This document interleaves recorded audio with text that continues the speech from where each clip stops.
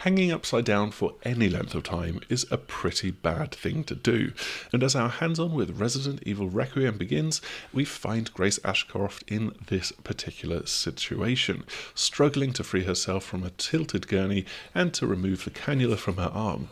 It's pretty clear that she wasn't having much fun there, and what awaits in the rest of her first hands-on demo with this game is potentially even worse and scarier.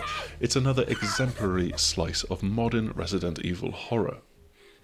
FBI agent Grace Ashcroft has found herself in dire straits after being sent to investigate a series of strange deaths at a hotel where her mother died almost a decade ago.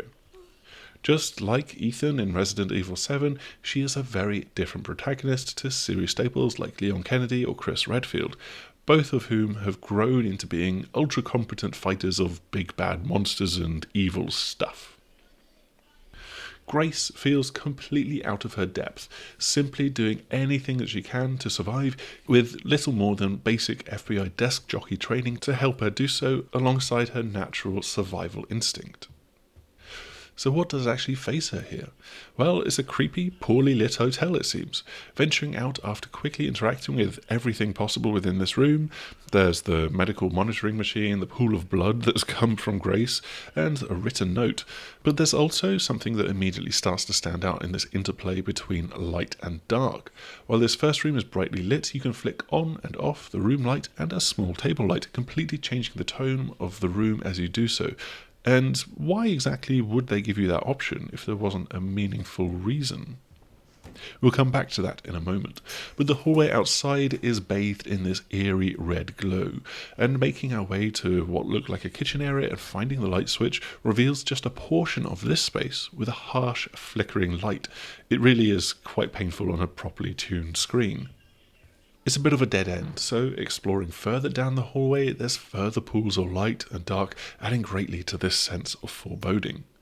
What's nice and fun through this are all of the little nods and winks to Resident Evil and the genre in general. A locked door needs a key, a locked gate has got a missing fuse, and so you've got this familiar mansion-like puzzle structure. And then there's things like empty typewriter tape cases and green herbs to find while interacting with everything that has got a little icon on it. The main things we find of actual use, though, are a couple of empty bottles and a lighter that gives us independence from what the switches and the working lights dictate to us. This leads us, though, to the big scary moment. The lighter lets us reach a door that was previously practically impossible to reach or even find in the pitch darkness. Grace, after all, is not a Vin Diesel type with night vision, and this triggers the reveal of the huge monster that will stalk her throughout this game. By this point, this is such a classic staple of the Resident Evil series, let alone the genre as a whole, but it's still such a thrill to have the monster revealed and endlessly hunt us down. After Lady Dimitrescu got everyone so freaking thirsty for taller ladies in Resident Evil Village, I'm not entirely sure that the large lady in Resident Evil Requiem will have quite the same effect. But I love just how big she is, barely able to fit through the doorways and rooms, and giving me a bit of a Little Nightmares feel for the dramatic size disparity.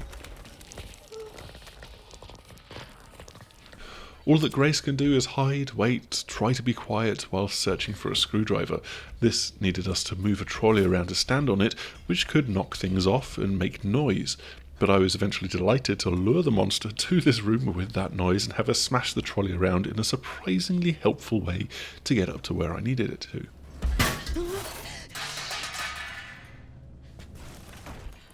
And then you need to try to avoid the monster as she stomps around after you, searching for wherever you've gone. It's clear that, especially through a close encounter, Grace is absolutely terrified by this, but this only truly becomes apparent when playing in third person as opposed to first person. We've seen Capcom retrofit third-person views into Resident Evil Village, but Requiem will have the option available to you from day one. It is clear that Capcom has put a lot of effort in to make them both feel as good as possible. There's definitely a different tone to evading the monster when in first person, having that narrowed, claustrophobic view of the world and tentatively holding a lighter in front of you for illumination, hiding under tables and more cautiously approaching corners, and generally being wrapped up in the close nature of this view. Third person, though, then brings us more of an action horror tone, lightly diluting some of the terror perhaps, but there's so much more nuance to the character animations this time around.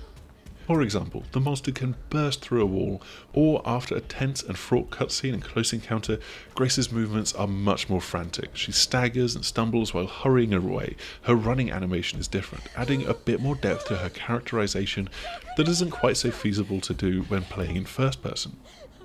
I honestly can't quite decide whether I'd prefer to play in first or third person at this point, but Requiem has a great shot of really catering to lovers of both styles of past Resident Evil games. And so we can come back a little bit to the light and the dark. This monster just doesn't like the light, and so you can play with that in certain situations. Obviously the environment is going to largely be out of your control in many times, but I was able to use going back to the first room that I started in, turning off the lights, keeping the table lamp illuminated for a little bit of vision, and then using this as a way to skirt around her and get past her, take her on a little bit of a detour and make my break, getting away and past her to a safer puddle of light elsewhere in the area. I look forward to seeing how the game starts to play around with this element in particular, but I'm sure that there is plenty more to this as well. Resident Evil Requiem promises another new beginning for the iconic horror franchise, but it's still one that is deeply tied to the series' past. There's plenty of tropes here, plenty of references back to the origins of this series, and gameplay ideas that will be familiar.